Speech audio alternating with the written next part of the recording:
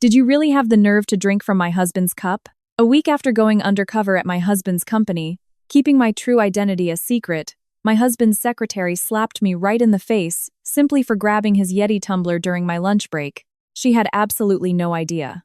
The reality is that I am the true owner of this company, Apex Technologies, and she is nothing more than a homewrecker trying to seduce my man. Now, the time has come to put everything in its place. I will make them both shed bitter tears of regret. Let me tell you my story. I joined my husband's company under strict confidentiality. During my lunch break, I calmly took a sip of water from his Yeti tumbler. Suddenly, his secretary rushed at me, demanding to know how I dared to drink her man's water without permission.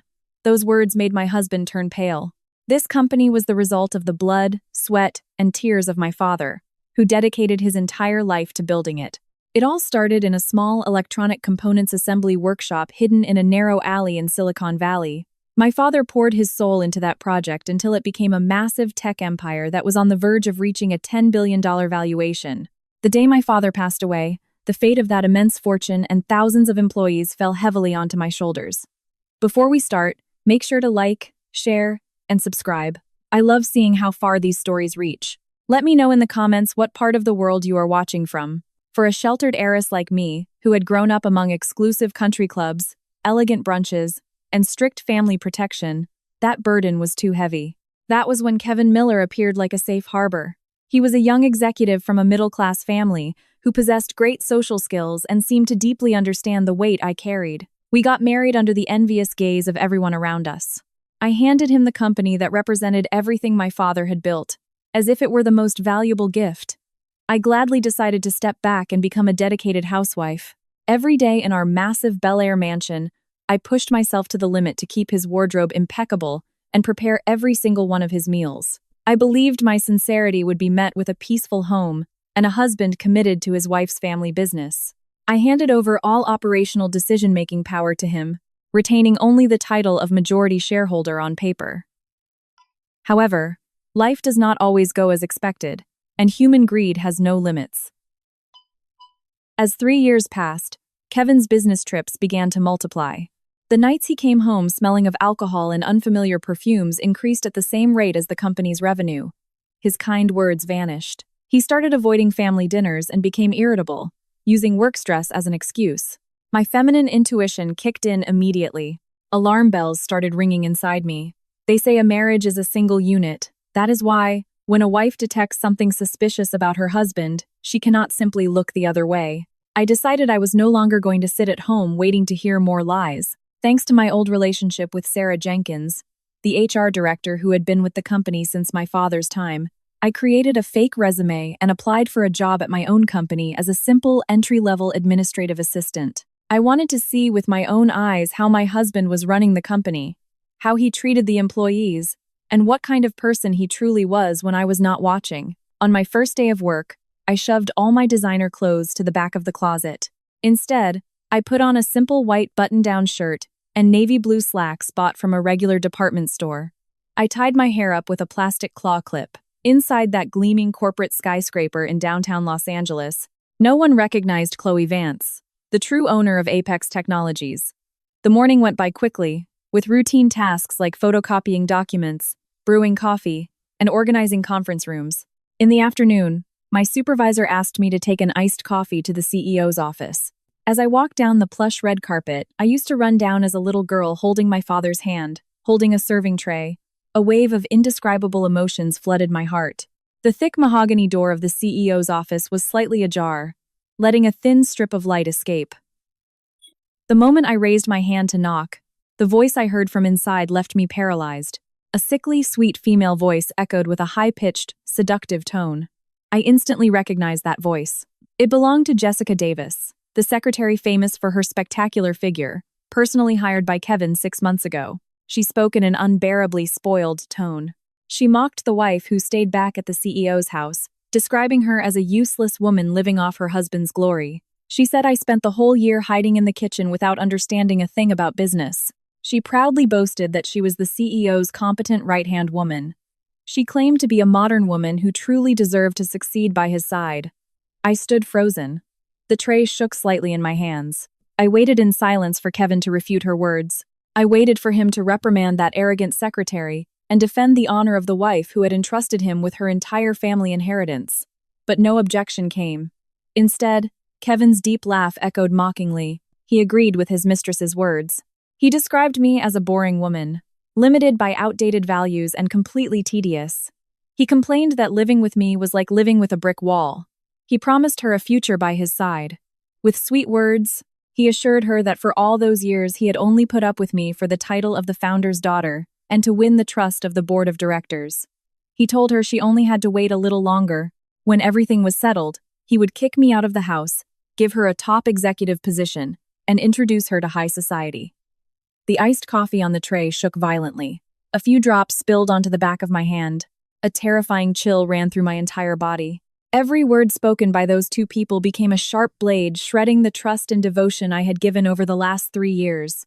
To them, my sincerity was nothing more than a joke. I took a deep breath and forced myself to swallow the lump that had formed in my throat. I did not shed a single tear. At my age, I could not start screaming and crying like a naive little girl in the face of a betrayal that had left behind any trace of compassion or decency. My mind became strangely clear, painfully clear. I reached out my freezing hand, pushed the mahogany door hard, and walked in. The door swung open, and a sharp thud echoed throughout the office. The two people inside hastily pulled apart like thieves caught red-handed. Kevin, who had been stroking Jessica's hair, immediately pulled his hand away and pretended to adjust his expensive suit jacket to cover up the situation. Jessica jumped up from the sofa, the color drained from her heavily contoured face. However, just seconds later, upon seeing the entry-level employee badge hanging from my neck, she regained all her arrogance. She glared at me as if she wanted to pierce right through me. I showed absolutely no emotion. I walked in with a completely blank expression. I deliberately fixed my gaze on the carpet. I perfectly played the role of a timid new hire, terrified of upper management's authority. I walked over to the massive marble desk and gently placed the iced coffee on a coaster. Jessica cleared her throat, stomped over to me, and slammed her hand hard on the CEO's desk. She attacked me with the most arrogant tone she could muster. She yelled at me, asking if this was the standard of work in the administrative department. She accused me of not knowing how to knock before entering the CEO's office. She screamed that I was not smart enough to understand what the CEO was doing. Pointing at my clothes, she criticized my modest appearance and claimed I was dirtying up a luxury workspace. She even threatened to report my disrespectful attitude to HR so they would dock my paycheck. I lowered my head and simply apologized. I stepped back like an employee who had just been chewed out. At the exact moment she pointed her finger at my face, the light from the crystal chandelier above caught the ring she was wearing, blinding me for a second. I looked up and stared at it. My feet were glued to the carpet. My whole body froze. Jessica was wearing a large diamond ring, but it was not a common piece of jewelry you could buy at any store. A white gold rose wrapped around a central blue diamond with an exquisitely carved curve on the back. It was a design I had drawn myself. I had spent countless nights perfecting it. It was the exact design for our 3rd anniversary ring. I kept it carefully hidden inside the wall, safe in my house. I had planned to commission it to a master jeweler in the Los Angeles Jewelry District next month. Why was that top-secret design now on the hand of that young mistress turned into a real ring? There was only one answer. Kevin had secretly figured out my safe's passcode. He had opened it without permission. He had stolen the design created with his wife's effort and dedication and given it to another woman. That betrayal was no longer just a simple affair, giving his mistress a custom jewelry design created by his wife, insulting her behind her back, and promising her a future together. All of that had crossed the line of a normal infidelity by a mile. Then I realized an even more terrifying truth. They were not just having a relationship behind my back. They were planning a meticulous and malicious conspiracy. Jessica was not the type of woman to meddle in someone else's marriage just for a designer handbag. She was a calculating predator, patiently waiting for the day she could kick out the true owner and keep everything for herself. Blinded by wealth, Kevin planned to seize the entire Apex Technologies empire, built with my father's blood and sweat, alongside his mistress. I turned around and left the office, closing the door as quietly as possible. As I walked down the empty hallway, I could clearly hear the echo of my own heels clicking against the cold marble floor. The anger that had exploded inside me completely vanished. In its place, A terrifyingly calm and unbreakable logic occupied every corner of my mind.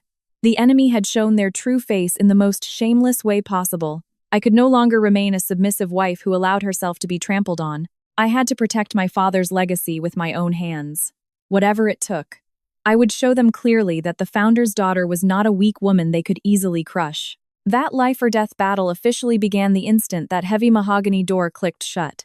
Lunchtime at the Apex Technologies corporate headquarters was the busiest time of the day. The massive corporate cafeteria on the 6th floor was clearly divided into two areas, perfectly reflecting the company's power structure. On one side, there were hundreds of tables and chairs for regular employees. On the other, a luxury VIP section, equipped with premium leather sofas and warm lighting, reserved exclusively for executives and directors. It was the place where the corporate hierarchy was on full display. Holding a simple tray, I made my way through the tables filled with chatter and laughter. My focus was not on the food.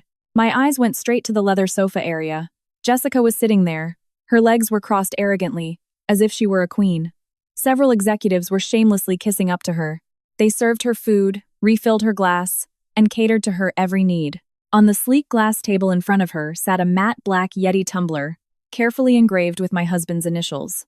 The second I saw it, something boiled deep in my stomach. That was the tumbler I had custom ordered from a foreign craftsman. I had Kevin's initials engraved so he could take it to work every day. For a mere secretary to proudly show off such a personal item of the CEO in front of a group of executives was a shameless and disgraceful declaration of possession. They feared nothing anymore. They were flaunting their dirty affair in broad daylight. I took a deep breath, trying to control my racing heartbeat. Then I suddenly changed direction and walked purposely toward the executive section. When I passed by Jessica's table, I stopped on purpose. The eyes of all the bootlickers immediately locked onto me with obvious discomfort and disgust. For a low-level employee to step into that exclusive VIP zone meant breaking an unwritten rule. With total calm, I placed my tray on an empty table next to hers. Then I reached out and grabbed the matte black Yeti tumbler. I popped the lid open and took a long drink. Inside was the iced coffee that still held the perfect temperature. The familiar taste, brewed by my own hands that very morning, spread across my tongue. The atmosphere froze instantly. It was as if a blast of freezing wind had swept through the entire cafeteria. The executives' eyes widened. Their jaws dropped as they watched that unthinkable scene in disbelief. Jessica's contoured eyes narrowed. Her face turned bright red with rage. Her pride had just been stomped on in front of everyone. She shot up from her seat. She violently smacked my tray, sending it crashing to the floor. The sound of shattering ceramic echoed throughout the massive cafeteria. Food scattered everywhere across the tile floor. Every single employee eating lunch turned around, startled. The entire cafeteria fell into a dead silence. Only the background music kept playing faintly. Like a wild beast, Jessica lunged at me and slapped me with all her might, without the slightest hesitation. The hit was loud and brutal. My left cheek immediately started burning. The impact was so hard that one of my ears started ringing. I had to take a half step back to keep my balance. A faint taste of blood mixed with the bitterness of the coffee in my mouth. With her hands on her hips, Jessica pointed that stolen ring right at my face. She started screaming, using the most vulgar and offensive language possible. She insulted me, calling me a dirty, ignorant temp who did not know her place. She demanded to know how I dared to touch a personal belonging of the CEO. In front of hundreds of employees, she screamed that the drink belonged to her man. She swore that an insignificant creature like me did not even have the right to touch a single part of that tumbler. The whole cafeteria let out a collective gasp. No one stepped in to defend me. They just watched me with a mix of pity and fear of the CEO's young mistress. I slowly stood up straight. With the back of my hand, I wiped the blood from the corner of my mouth. The physical pain did not matter to me at all. In fact, that slap was exactly the trigger I had been waiting for all morning. Jessica's arrogance and stupidity had reached their peak, and she had just dug her own grave in front of the entire corporate staff. The employees unconsciously began to step aside. They formed a small aisle through the crowd. All eyes turned toward the elevators at the same time.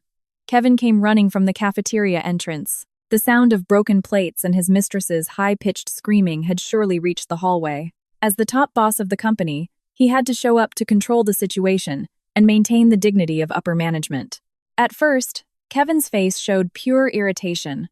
It was the look of a busy executive whose valuable lunch break had been ruined by a scene caused by subordinates. He pushed his way through the crowd with heavy steps, heading straight for the center of the conflict. But the moment his eyes swept over the food-covered floor and landed on the woman standing tall, holding her red, swollen cheek, his feet stopped dead in their tracks, as if he had stepped on a landmine.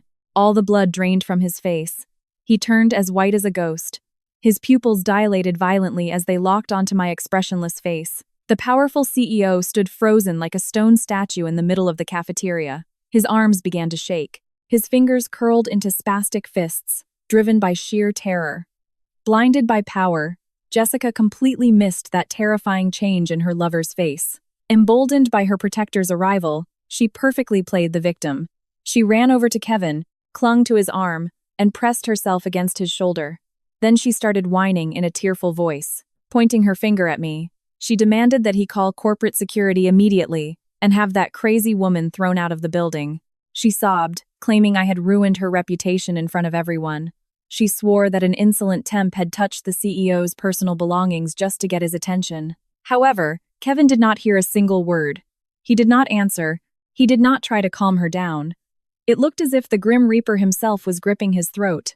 He opened and closed his mouth like a fish out of water, but he could not form a single coherent sentence. His eyes were filled with shock and pure panic. He just stared at me. He knew exactly who the woman standing in front of him really was, wearing a simple white shirt and bearing the mark of his mistress's slap. The person standing at the center of all that chaos was no random admin assistant. It was Chloe Vance, the true owner of the CEO's office he occupied, the holder of the shares that granted absolute control over Apex Technologies. And above all, she was his legal wife, the exact same woman he thought was sitting obediently at home waiting to serve him dinner. I pulled my hand away from my left cheek. The 5 finger marks were completely visible against my pale skin. I lifted my head and looked straight into Kevin's fear-filled eyes. The corners of my mouth slowly began to rise, forming a cold smile loaded with disgust. That smile was a death sentence for his career and his reputation. I did not cry. I did not lunge at him like a crazy woman. With a silence sharper than a knife, I cut through the traitor's nerves one by one. Kevin took a step back, swallowing hard. Tiny drops of cold sweat broke out on his forehead. His dirty game was over. From that moment on, I was the one holding the reins in this life-or-death chess match. The air in the cafeteria was as tense as a drawn bowstring. Hundreds of people held their breath, watching a drama too crazy to believe. Jessica kept stomping her heels on the floor. She violently shook Kevin's arm. She demanded that he fire me on the spot to set an example for the rest of the staff. When she saw Kevin standing there motionless, pale, and speechless, as if his soul had left his body, Jessica exploded in rage. She lunged at me again, intending to slap me a second time. This time, Kevin felt genuine terror. He understood the catastrophic consequences that were about to unfold. His survival instinct finally kicked in. He grabbed Jessica's arm with brutal force. The grip was so strong that she lost her balance and almost fell backward. Jessica looked at him in horror. She started screaming, asking why he was stopping her from teaching that brat a lesson. Her arrogance, as absurd as it was unimaginable, turned her into the worst character of a cheap sitcom. She was making a complete fool of herself in front of the entire company. I raised a hand and brushed the messy bangs out of my face. I straightened my posture and raised my voice. My words echoed clearly throughout the cafeteria, slow, firm, and impossible to ignore. I made sure not a single syllable was lost among the hundreds of employees gathered there. I looked straight at Jessica and pointed out that the title of wife she had just claimed in public was completely premature and dead wrong. I spoke with unbreakable determination. The legal wife of CEO Kevin Miller, the only person whose name is on the marriage certificate issued by the state of California, and the undisputed daughter-in-law of the Miller family, is someone else entirely. And since you are nothing more than a shameless homewrecker who came to destroy another woman's marriage, on what legal authority are you demanding an employee be fired here? Under what authority are you acting like the Apex Technologies empire is your personal property? An explosive reaction erupted among the employees. The whispering flared up instantly like a beehive hit by a rock.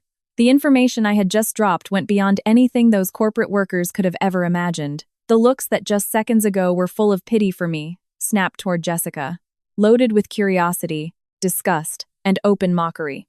The title of the CEO's future wife, which she had spent months building up by passing out favors and blowing money, shattered into a million pieces in an instant. Her fake image turned into shards of humiliation that shredded her dignity in front of everyone. Kevin was shaking so hard from fear that his teeth chattered. He could not even look me in the eye anymore. The terror of losing his job as CEO, losing the massive funds he had embezzled, and losing his entire reputation ultimately crushed the pathetic pride of a cheating man. Jessica struggled and screamed at him to explain the situation, but Kevin gripped her wrist so hard it looked like he was trying to break it. Without saying a single word, he dragged her out of the cafeteria. They looked like criminals fleeing from a massive fire that was burning down everything in its path. I watched the cowardly, pathetic backs of those two traitors as they disappeared. Then I calmly flicked a tiny speck of dust off the sleeve of my white shirt. My first counterattack had hit the bullseye. Their pride, built on lies, had been crushed in front of the entire company. However, deep down I knew perfectly well that this was barely the prologue. A public humiliation of that level was way too light a punishment for two people who had spent years destroying the legacy built with my father's blood and sweat. I walked with firm steps through the stunned stares of the employees. It was time to cast the next net. Even after Kevin and Jessica disappeared behind the elevator doors, the cafeteria remained in a state of shock. Sarah Jenkins, the HR director, quietly stepped out of the crowd and grabbed my hand to pull me into a corner near the emergency stairwell. Sarah was a middle-aged woman who had worked alongside my father since the company's startup days. She had a kind personality. She always prioritized harmony and avoided internal drama whenever she could. When she let go of my hand, she let out a deep sigh. Her face reflected worry and pity. She lowered her voice and advised me to go back to my desk immediately, draft a resignation letter that very afternoon, and leave the company before a disaster happened. According to her, Jessica was not just the CEO's favorite fling. She had enough leverage to manipulate the HR department and mercilessly destroy anyone who got in her way. Sarah insisted I had made a reckless move. She said I had poured gasoline on a fire. She claimed an entry-level temp could never go up against people who controlled the C-suite. I listened to her in silence. I totally understood that her concern was genuine, but she had no idea who the woman standing in front of her really was, nor the untamable blood running through my veins. Instead of explaining, I calmly pulled my smartphone out of my slacks pocket. I unlocked the screen and played the audio file I had secretly recorded. Jessica's vulgar insults, the sound of the tray smashing against the floor, the loud smack of the slap across my face. The entire sequence of the incident had been captured with stunning clarity. The recording was so crisp that you could even hear Jessica's heavy breathing the moment she raised her hand to hit me. When she finished listening to it, Sarah turned completely pale. Her lips started quivering. She could not utter another word to try and stop me. After so many years working in HR, she completely understood the legal weight of that evidence, proving physical assault and workplace harassment. I put the phone back in my pocket. I gave her a small nod of gratitude. Then I walked over to a small, isolated office at the end of the third-floor hallway. The place smelled like old paper, printer ink, and the stale air of files piled up for years. I pulled a swivel chair up to an old tower monitor and sat down. I took out a USB drive containing encrypted personal data and plugged it in. The screen flickered. I created dozens of password-protected folders. I carefully copied the audio file. Then I gave it a precise name. Evidence number 1. Public exposure of inappropriate relationship and workplace assault. The first step to taking down the thieves had been completed successfully. I swore to myself I would never fight like trashy people. I would not trade punches or make a scene on the street. I was the sole heiress of the founder who had built a multi-billion-dollar tech company through extraordinary genius and an iron will. I would use the law. I would use the ruthless rules of the free market. And I would use solid, airtight evidence to take back everything that belonged to me. They probably thought I was a delicate flower protected inside a greenhouse, a woman totally dependent on her husband's shadow. They made a monumental mistake.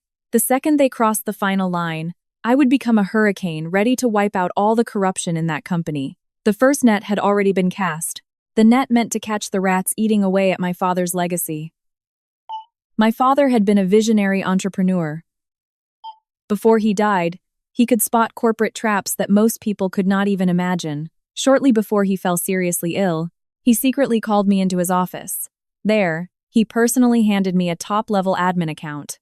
It was a digital backdoor, protected by military-grade encryption. Not even the company's current chief technology officer knew it existed.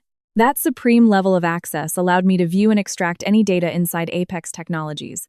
Internal emails, Slack logs, expense reports, databases, everything. And best of all, without leaving a single digital footprint. That same afternoon, when the administrative floor was practically empty, I sat alone in a dark corner. I plugged the decryption key into the terminal. I typed in the complex 64-character passcode. The screen changed instantly. A silent admin interface popped up with green text on a black background. I fired up the search function. I started going through every single email, corporate messaging log, and expense approval from the last 3 years. Ever since Kevin took over the company, what popped up on my screen made my stomach turn. Human greed was more brutal than any weapon. I downloaded receipts for presidential suites at 5-star hotels, invoices for crocodile skin, Birkin bags, receipts for diamond watches. All those luxuries had been disguised by Kevin as corporate entertainment expenses. He was embezzling company money right out in the open. Furthermore, even in internal chats, they used pet names. They called each other baby and honey with zero shame. I gathered all that evidence and saved it in a secured folder named Evidence. Number 2. Corporate embezzlement. But the corruption did not stop there. I kept digging into the financial trails linked to joint venture projects. Millions of dollars from Apex Technologies were being wired directly to 3 newly formed media companies. It was all masked as brand promotion contracts signed personally by Kevin. I copied the tax ID numbers of the 3 companies. I immediately ran a search in the Delaware Division of Corporations Registry. That was when the veil hiding the truth dropped. All 3 LLCs had the exact same registered CEO, shared the same residential address, and all the data matched perfectly with Jessica Davis's immediate family, her mother and her biological brother. The corporation's core funds were being siphoned off in a systematic, massive, and carefully orchestrated scheme. This was no longer just a moral issue. This was wire fraud, deliberate violations of SEC regulations, and massive financial damages to the company. I took screenshots of the wire transfers and the forged contracts. I saved everything under a new folder. Evidence number 3. Fraudulent transfer of assets via conspiracy. The felonies I had just uncovered were enough to send them both to a federal penitentiary for decades. With every dirty document I reviewed, I felt that my patience over those 3 years had been an unforgivable insult to my father's legacy. When I finished securing all the financial evidence onto the encrypted USB drive, I was about to log off the system. Then I remembered another secret. Before he died, paranoid about corporate espionage and IP theft, my father had personally ordered his trusted security team to install a hidden microcamera inside the main chandelier of the CEO's office. That device operated on an independent loop. The data was beamed straight to a separate private server. The irony was incredible. That advanced security measure had now become the ultimate weapon to rip the masks off the monsters who had played the daughter my father loved so much. I logged into the server where the footage was stored. I carefully filtered the files from the last 3 months. Fast-forwarding through hours of boring meetings, my finger stopped on a video recorded late one night 2 months ago. The 4K resolution was crystal clear. Kevin and Jessica were clearly visible on screen inside that sacred office, in the exact spot my father had proudly built. The two were making out and flirting on a premium leather sofa that cost tens of thousands of dollars. The audio was flawless. Jessica kept rubbing Kevin's chest. With a sickeningly sweet voice, she begged him to kick out the useless wife sitting at home and make them official. She complained about being sick of being the dirty little secret. She said she did not want to share her man with another woman. Kevin kissed his mistress's neck, then made her a promise with absolute conviction. The words that came out of his mouth were so cruel and despicable that a chill ran down my spine. He confessed he was working around the clock to secure a massive funding round from Summit Capital. He explained that as soon as the hundreds of millions of dollars hit the company's accounts, he would use the shell companies to completely drain the core assets of Apex Technologies. His plan was to turn the company into a hollow shell loaded with debt. He swore that once all the cash was extracted, he would use any dirty trick in the book to force me to sign the divorce papers and bleed me dry. He referred to the woman he shared his life with as if she were a stupid roadblock that needed to be tossed in the trash. That one 5-minute video was the most savage piece of evidence of all. It proved beyond a shadow of a doubt the wild, ruthless ambitions of those 2 animals. I saved all the high-def clips and filed them under a new name. Evidence number 4. Conspiracy for fraudulent corporate takeover. Staring at the dark computer screen, I felt the last remnants of my marriage turn to ashes. There would be no mercy. I pulled the USB drive from the tower and slipped it into a hidden zipper in my purse. The nets were now set across every possible exit. Now it was time to haul in the catch, drag the guilty into the light of justice, and make them pay for every single one of their crimes. As the late afternoon rolled in and the streetlights began to flicker on one by one, I did not head straight back to the Bel Air estate. I hailed a cab and headed to an exclusive private country club tucked behind old shade trees on a quiet street in Beverly Hills. Inside the lounge, filled with the scent of aged mahogany and premium cigars, Robert Sterling, my attorney, was already waiting for me at a corner table. Robert was not just a veteran corporate lawyer with massive experience in the mergers and acquisitions world. He was also a trusted friend who had been through hell and back with my father when he built the company from scratch. He currently headed the independent legal counsel for Apex Technologies, tasked with ensuring compliance and legality across the entire corporation. I walked into the private room, greeted the attorney respectfully, and placed the USB drive containing all the data on the table. In a low voice, I gave him a rundown of the events that went down during lunch. Then I asked him to personally review the financial evidence and security footage on his laptop. The veteran lawyer's calm, seasoned gaze slowly morphed into a look of pure fury. The illegal wire transfers, the proof of embezzlement, and most of all, Kevin's ruthless ambition, captured on those recordings. All of it blew his patience to pieces. He slammed his fist onto the mahogany table, a hand weathered by decades of litigation. Fuming with disgust, he called Kevin an ungrateful backstabber, a monster biting the hand that fed him. I poured him a cup of hot tea and handed it to him with both hands. Despite the gravity of the situation, I kept my cool. Then I laid out a clear, non-negotiable game plan.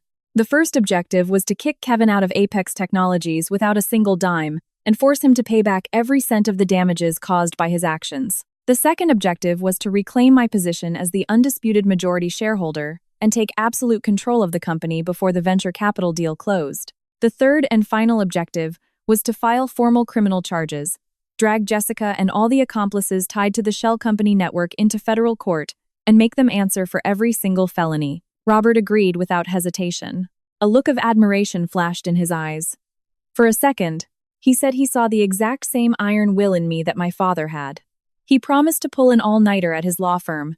He would personally draft a unilateral divorce petition under the most brutal terms legally possible. At the same time, he would immediately file a confidential asset freeze request with the audit committee. We decided the execution of the plan would take place during an emergency board of directors meeting called for the very next morning. I thanked Robert from the bottom of my heart. Then I left the private club with the determination of a soldier heading into the toughest battlefield of her life. When the clock struck 10 p.m., the black car service I had ordered pulled up to the massive iron gates of the Bel Air mansion. That house had once been the sanctuary of my dreams, but now walking through the front door felt like walking through the graveyard where I had buried the best years of my youth. A chill ran down my spine. I crossed the foyer and walked into the grand living room. Kevin was sitting on an expensive custom sofa.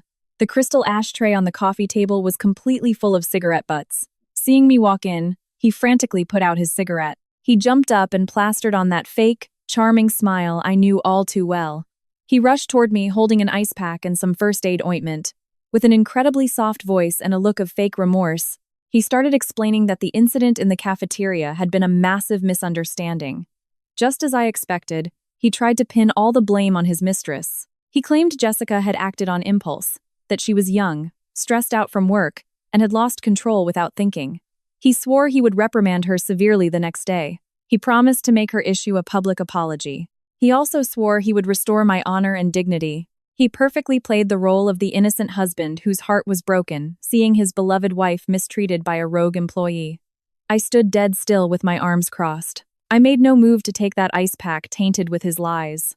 I just watched his performance until the end. When he finished talking, I looked up and asked in a voice as cold as steel, "What exactly do you mean by misunderstanding?" I paused for a second. Then I went on.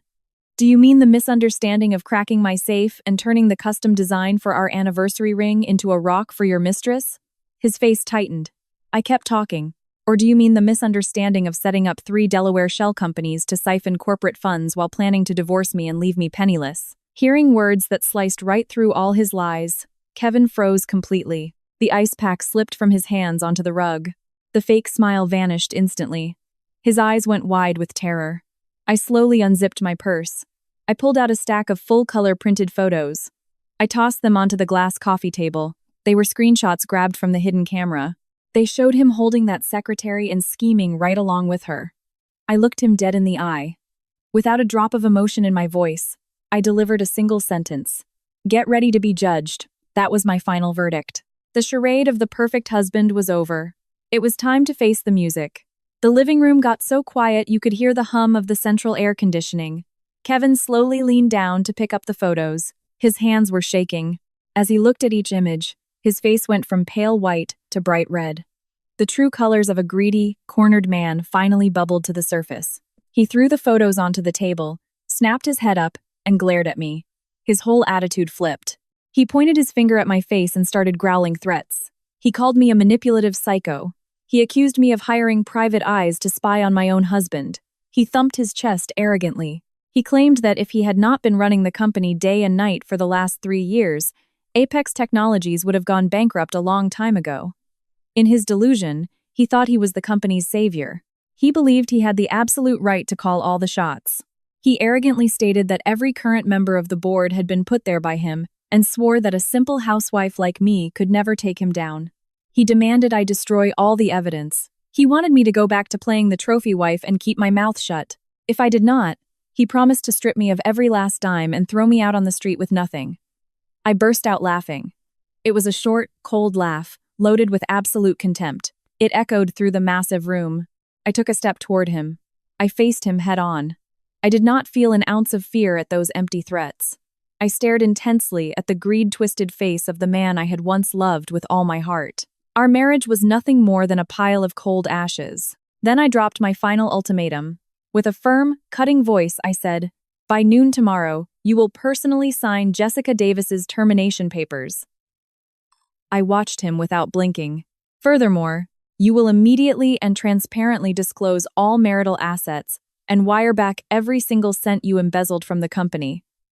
I added one last condition. If you do that, I might consider an uncontested divorce, so you can save a shred of dignity in front of the staff. Hearing those words, the veins in Kevin's neck popped with rage. He grabbed a glass water pitcher and smashed it against the table. He rejected my deal using the trashiest language imaginable. He screamed at me to stop living in a fantasy world. He ordered me out of his sight that very night. He also banned me from ever stepping foot in the corporate office again. I did not argue. I calmly picked up my purse, turned around, and walked toward the front door. The clicking of my heels echoed rhythmically against the driveway pavers. Inside my jacket pocket, a hidden digital recorder blinked with a tiny red light. All his threats, his attempt to hijack the company, and his total disregard for the law had been recorded in full. That tape became my final trump card. The next morning, the Los Angeles sky dawned exceptionally clear. Bright sunlight streamed through the windows of the hotel suite where I was crashing temporarily. I woke up early. In front of the room's large mirror, I finished getting ready. Today, I was no longer the timid, vulnerable admin temp. I chose a sharp, burgundy executive power suit. Its flawless cut highlighted a sleek, strong figure. My black pointed stilettos tapped a confident rhythm against the floor. I pulled my hair back into a sleek, classic updo. Then I applied a bold, sophisticated red lipstick. The true boss of the Apex Technologies empire had finally woken up and was ready for war. At exactly 8 a.m., the black town car I had booked pulled up to the main entrance of corporate headquarters. I stepped out of the car and walked through the revolving glass doors with a commanding presence. The front desk receptionist's eyes bugged out when she saw me. She had no clue that this elegant powerhouse was the same employee who had been slapped in the cafeteria yesterday. Ignoring all the staring, I walked straight to the executive elevator. At the exact same time, a high-priority blast email was sent out from the internal HR system to thousands of employees across the corporation. The memo was brief, but its impact was explosive. The notice clearly stated that Jessica Davis was terminated effective immediately for cause. Furthermore, it ordered the instant handover of all her access keys and her immediate removal from the premises under security escort. The news blew up across every department like a bomb dropped into a quiet lake. The gossip started spreading like wildfire, but that was just the beginning. A second memo was blasted exclusively to the C-suite and vice presidents. Acting as the head of independent legal counsel, Robert Sterling had issued an official motion to convene an emergency board of directors meeting that very morning. The subject line was highlighted in bold red: Urgent Review, regarding the moral fitness and fiduciary breaches of the chief executive officer. The storm had finally made landfall, and it was tearing apart every piece of the fake empire Kevin had built. I stepped out of the elevator onto the top executive floor, where the main boardroom was located. The hallway was dead quiet. You could only hear the echo of my heels. In one hand, I held a thick, black hardcover binder. Inside was all the bulletproof evidence Robert and I had prepped all night. My heart was pounding. I took a deep breath of the cold air conditioning. Keeping my head high, I marched toward the massive, carved mahogany doors. Behind them was the snake's nest, and also the place where I would get justice for my family. The executive assistant guarding the door jumped when he saw me. He panicked. He quickly held out his arms to block my path. Stuttering, he tried to explain that a highly classified, top-tier board meeting was happening inside. He insisted that under no circumstances was unauthorized personnel allowed in that zone. I gave him an icy, piercing glare. Under the invisible pressure radiating from the woman in the red suit, the assistant instinctively backed down and lowered his arms. I walked past him with total cool. Then I shoved the heavy mahogany doors open with both hands. The hinges let out a sharp creak that shattered the tension hanging in the room. The doors swung wide open. All the eyes of the board of directors and the audit committee snapped right to me. Kevin was sitting at the head of the table. He looked like garbage. His eyes were bloodshot from panic and lack of sleep. Seeing me stroll in looking like a boss, he reacted like a snake whose tail just got stepped on. He slammed his fist on the table and screamed to call security to throw this intruder out immediately. I did not pay a single ounce of attention to his freakout. I walked slowly right to the center of the massive oval table. I scanned the weathered faces around me one by one. Most of them were major shareholders and veteran heavyweights who had waded through the trenches with my father to build this company. They stared at me in shock. A few furrowed their brows, trying to remember who on earth this woman was. Then, I slammed the black binder hard onto the glass table. The loud smack grabbed everyone's attention. I stood up straight. I placed both hands flat on the table and spoke in a clear, firm, and perfectly articulate voice. Every single word carried the weight of absolute authority. My name is Chloe Vance. I am the daughter of the founder of Apex Technologies. I am the legal representative holding 51% of the controlling voting shares. I am the majority shareholder with the highest voting power in this corporation. I paused for a second, then dropped the hammer. And furthermore, I am the sole legal wife of the CEO, Kevin Miller. The entire room went dead silent. You could hear a pin drop. My statement completely nuked the fake authority Kevin had spent 3 years building. In a split second, control of the chessboard flipped. My sudden entrance caused a massive shockwave. Kevin went stiff as a board, like he just got hit with a taser. He clenched his jaw so hard it looked like his teeth were going to shatter. He tried to speak. He tried to argue, but his throat seized up. He could not get a single word out. The veteran board members started whispering to each other. Arthur Hughes, vice chairman of the board and the closest friend my dad ever had, stood up abruptly, adjusted his reading glasses, stared hard at me, and when he saw my father's features in my face, his eyes started to well up. I did not waste a single second. I popped the binder open. I started personally handing out copies of the evidence to every board member. The sound of pages turning echoed off the walls. I stood in the middle of the room, and with a voice as sharp as a scalpel, I walked them through every massive fraud Kevin had committed, one by one. I broke down his sophisticated money laundering and embezzlement scheme. I passed out the bank records showing how millions of dollars in corporate cash had been illegally wired to 3 media shell companies. Then I exposed, crystal clear, the direct family ties between the registered directors of those LLCs and Jessica Davis. The truth was printed right there in black and white. Kevin had used company money to bankroll his side piece. As the shareholders flipped through the documents, especially Vice Chairman Hughes, the color drained from their faces. Hughes's face turned beet red with rage. His hands were physically shaking as he gripped the papers. He finally slammed his hand on the desk and called Kevin a shameless crook, a parasite sucking the lifeblood out of the company. Kevin went into full-blown panic mode. Cold sweat was dripping down his forehead. He started spinning desperate lies using the most absurd, twisted excuses possible. He swore those wire transfers were part of a legit corporate strategy to scale the company's media division before pitching to outside venture capital firms. He stubbornly denied any conflict of interest. He even went so far as to slander me. He claimed I had forged the documents to destroy the CEO's reputation because I was a bitter, jealous wife. His shameless lying pushed the tension in the room to the breaking point. All the executives turned their eyes back to me. They were waiting for my kill shot. I did not even blink at his accusations. After all, a drowning man will grab at anything. I smiled coldly. I pulled my smartphone out of my suit pocket. Then I casually walked over to the main projector's control panel. I plugged in my device and mirrored my screen onto the massive white wall at the front of the room. The projector's beam lit up Kevin's pale, terrified face. The image was as brutal as it was pathetic. I hit play. The video started rolling. The high-definition footage showed Kevin and Jessica making out and flirting inside this exact boardroom just 2 months prior. The audio blasted crystal clear through the surround sound speakers. First came Jessica's whiny voice begging him to dump the wife at home. And then came the most damning sound of all. Kevin's cold, calculating voice confidently breaking down the blueprint to gut the company's core assets. He detailed exactly how he would use Summit Capital's investment cash to bankrupt Apex Technologies from the inside out. Then he bragged about forcing me to sign divorce papers and taking everything I owned. Kevin's own voice became the sword that sliced through all his lies. The boardroom erupted in outrage.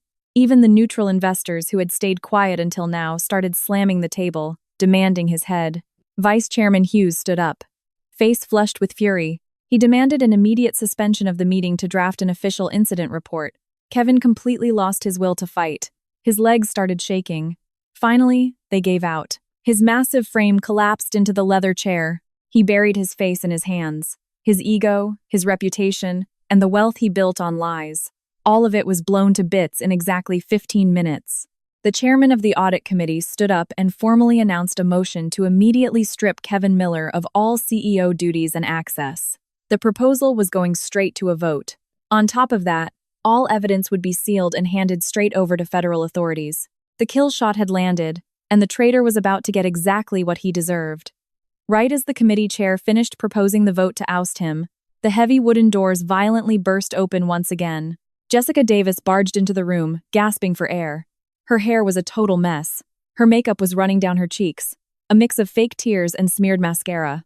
She completely ignored the room full of billionaire investors and power brokers. She ran straight to Kevin, grabbed him by the lapels of his tailored suit, and started screaming at him to fix this right now. Sobbing, she complained that HR had shown up with armed security, dumped her desk into a cardboard box, and frog-marched her out of the building like a common criminal. Jessica shook Kevin's shoulders frantically. She demanded he sign a piece of paper firing the HR director on the spot. Kevin slowly lifted his head. His eyes were as red as a cornered animal's. But instead of comforting his mistress, he did something else entirely.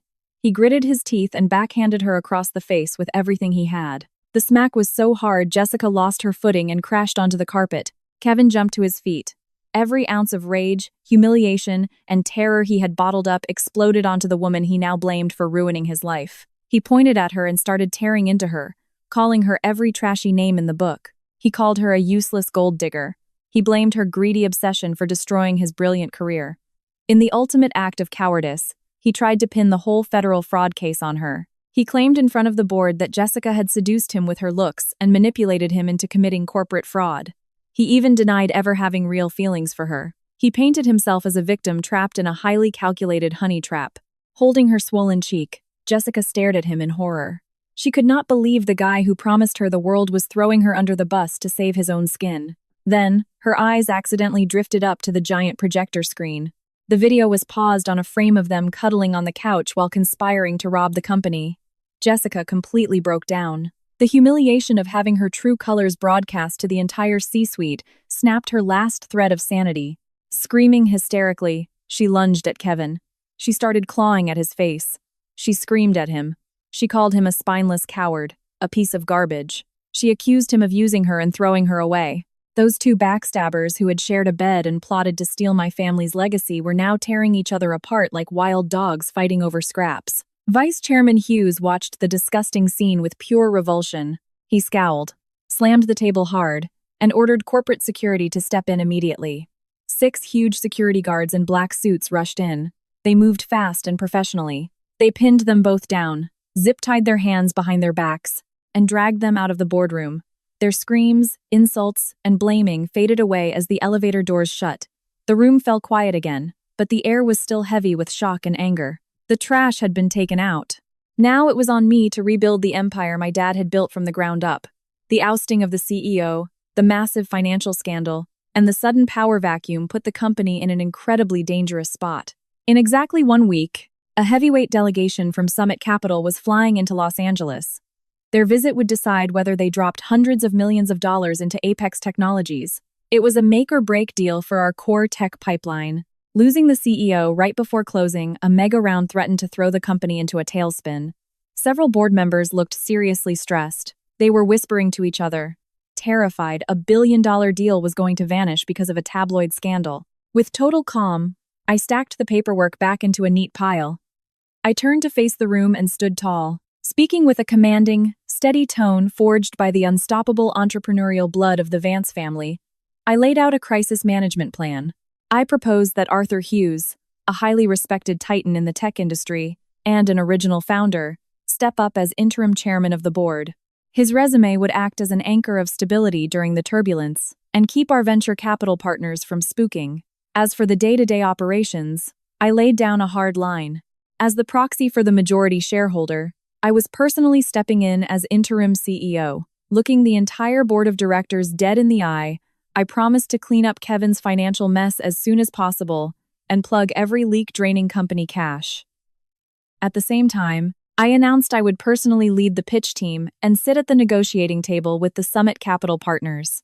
To win over the room's absolute trust, I had the assistant fire up the projector again. Then, I laid out a crystal-clear, aggressive restructuring plan for every department, paired with a hardcore monetization strategy.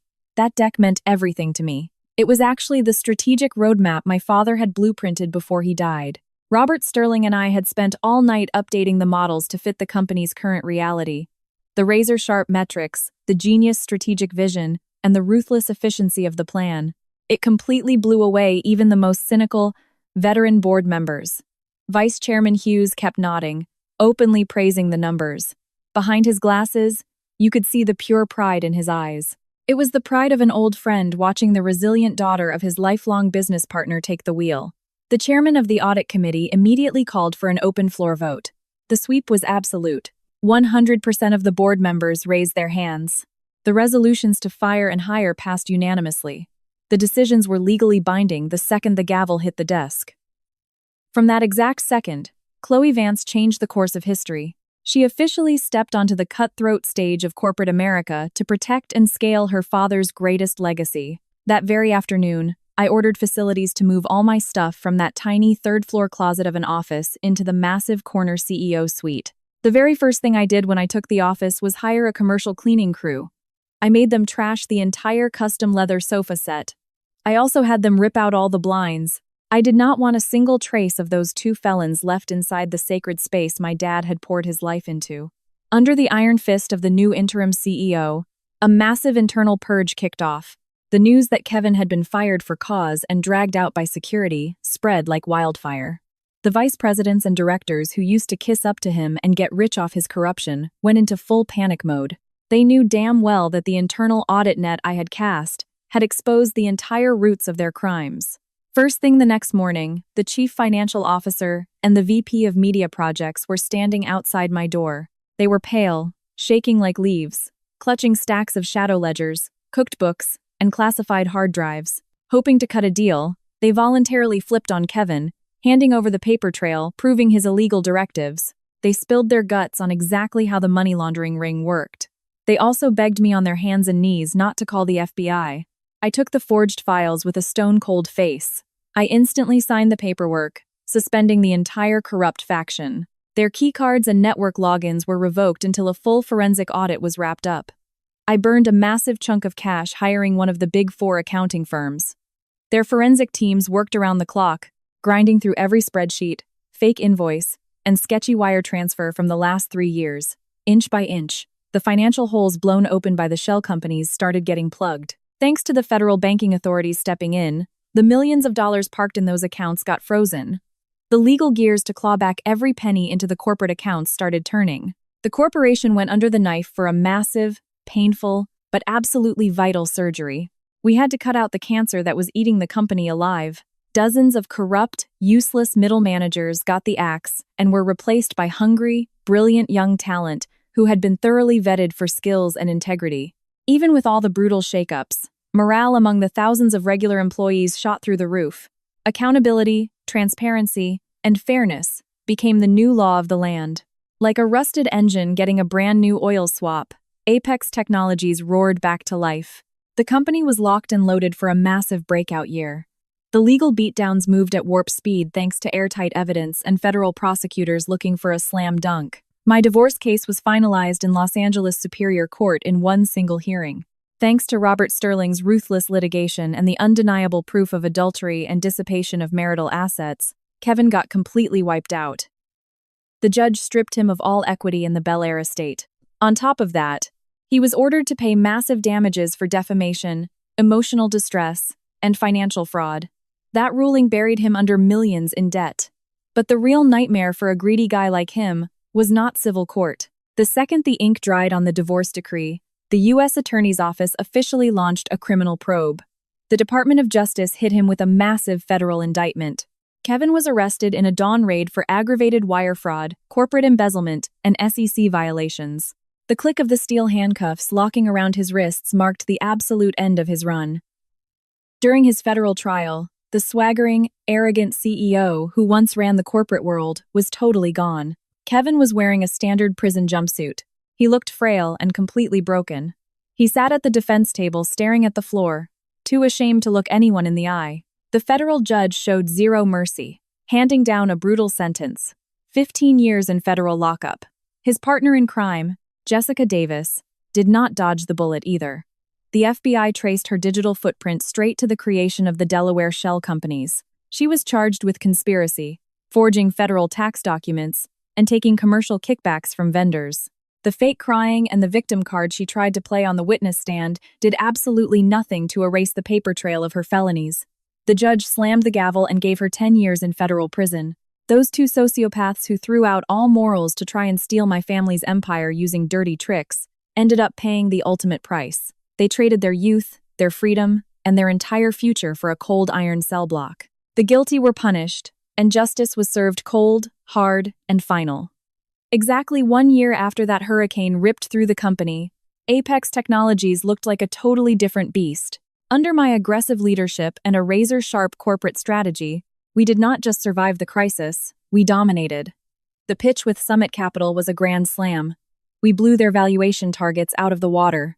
Thanks to that historic Series C funding, we finalized the research and development and officially launched a game-changing tech product called Nexus. It was a next-generation AI microchip, entirely designed and manufactured by American engineering talent. The launch was a historic milestone that proudly planted the Apex Technologies flag on the global tech map. The keynote launch event went down at the main hall of the Los Angeles Convention Center. Hundreds of tech journalists packed the floor. Camera flashes lit up the stage like fireworks. Surrounded by standing ovations from venture capital partners, angel investors, and my loyal employees, I walked up to the center podium. I was wearing a stunning, custom-tailored white power suit. Flashing a confident smile, I broke down the insane benchmarks of the Nexus chip and its real-world applications. The poise, the genius, and the swagger of a true tech CEO radiated off the stage. Any malicious doubts that ever existed about my ability to run this company were nuked from orbit. When the technical presentation wrapped up, a veteran Wall Street Journal reporter grabbed the microphone. He had the guts to ask me how I managed to survive the most brutal personal and professional betrayals of my life. Standing in front of hundreds of people hanging on my every word, I faced my past without flinching. I gave a slight smile, looked dead into the camera lenses, and answered with absolute, unbreakable conviction. I will never let a failed marriage or a cheap betrayal define who I am. I paused for a beat, letting the silence hang. Hardships and trials are just the forge that tempers a leader's iron will and makes her resolve that much sharper. That night, after the massive VIP afterparty finally wound down, I went back up to my corner office at the top of the corporate tower. I stood alone by the floor-to-ceiling windows. I took a slow sip of an expensive, slightly bitter red wine and stared out at the endless grid of Los Angeles city lights, spreading out miles beneath my feet. As the night got darker, the steady streams of headlights kept moving down the freeways, like an endless river of life. After everything I had been through, after every backstab, every tear, and every corporate bloodbath, I learned one absolute truth.